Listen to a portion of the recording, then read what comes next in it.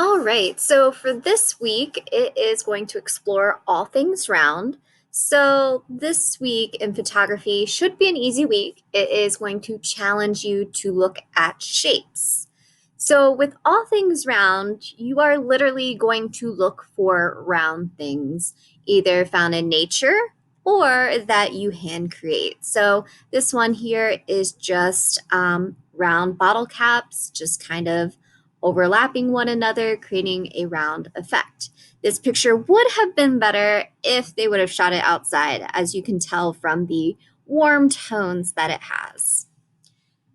So for round things, you can keep it pretty simple. So this is just an angled zoomed in view to what looks like an old cash register or a typewriter. But when I look at these photos, I should see a round shape. So this one here is of a ceiling, and we perfectly see that nice round shape. I would encourage you that if you decide to take an image like this, that you shoot more square or crop square so that it's symmetrical. So when we look at your items here, again, you should really see that round shape.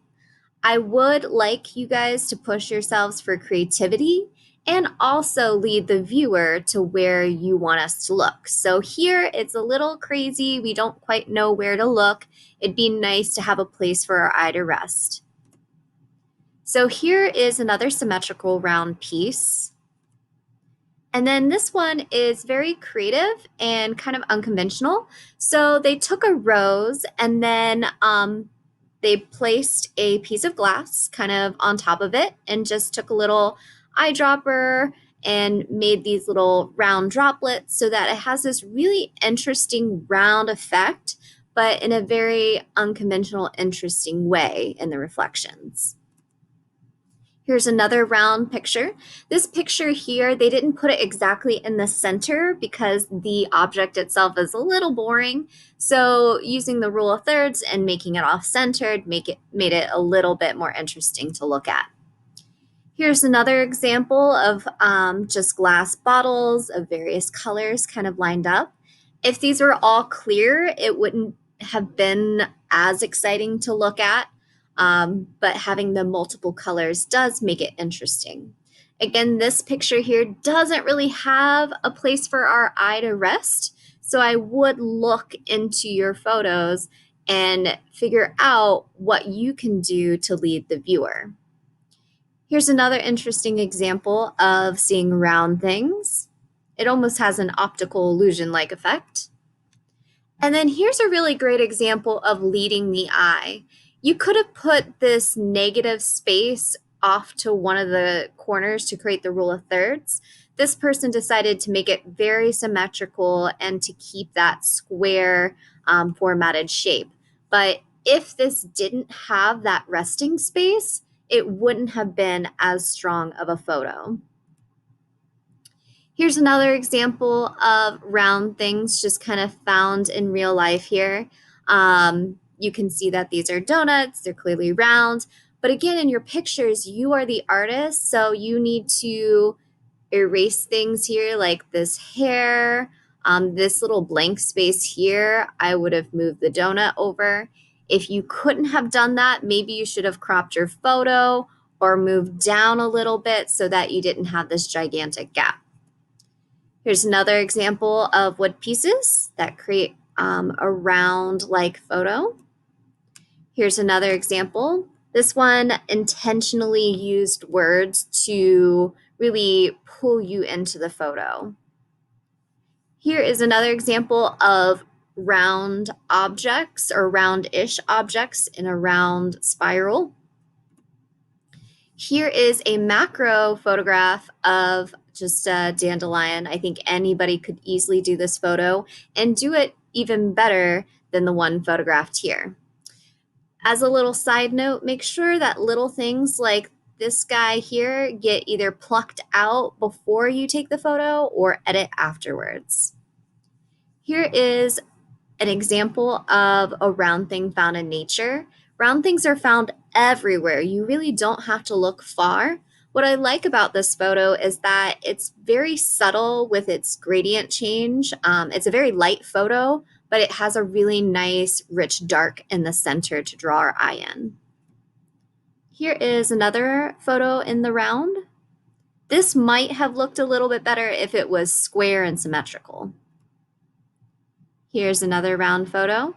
What's interesting about this photo is that light coming from the round object, as well as the highlights and shadows and the textural and almost that spiral symmetrical look. Here's another example of round objects found in nature. Now, I don't want everybody to take pictures of flowers. Really push yourself to look around and find something, because the more creative you are, the more likely that you might have an award-winning photo, or you might have a photo that really will stand out against other people. Here is an unconventional way of taking a flower. So they took a flower and put it in a round, like goldfish bowl, a really tiny one, and they found an interesting background. And this kind of photo might look good square, and it also might look good using maybe the Prisma app and putting a filter on it. Here is a round object found in nature. This one, when I say round, I don't mean circular. It can be more elliptical or oval-like. Here's a really interesting concept where they took a CD and they made sure that they had rounded droplets. The only big complaint about I have with this photo is that it just wasn't in focus. They had a great idea. They should have maybe played around with the CD being in like half of it or a third of the picture and played around with that. But my main complaint with this one is that they had a great idea, just wasn't in focus. So if you're shooting with a macro lens, that would be your ideal situation. If you're trying to shoot up close but can't quite get those droplets in focus, I would suggest moving to manual focus when you are doing these kind of photos. Here's another example of round objects. So they chose to do this in black and white, and it's just kind of bubbles and water, and it creates this interesting effect when they made it black and white. Here's another example. These are just shells shot in black and white. Everyday object. If you really liked food photography, this one would be for you. And it works making this photo square and having this round object kind of directly in the center. Here is the fencing that's on some of the fences to keep people out. A light. And what's interesting is the angle in which this is shot. This is shot upward. I know this is an indoor shot, but they did take the time to really make sure that they had ideal lighting. Here's another round one. Round found by looking up at the ceiling. And again, you can create your own round objects. So this person kind of made a interesting pattern with buttons, and they also use color.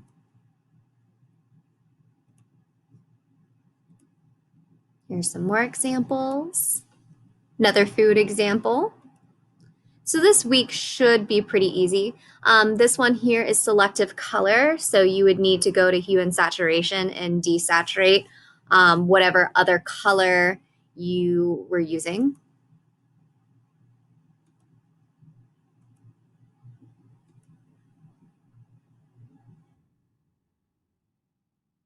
This one here is a time-lapse video of the night sky.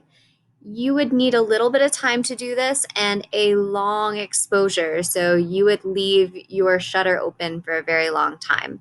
There are many, many interesting things you can do with long shutter, but for this kind of photography, I would suggest setting aside a long time to do so.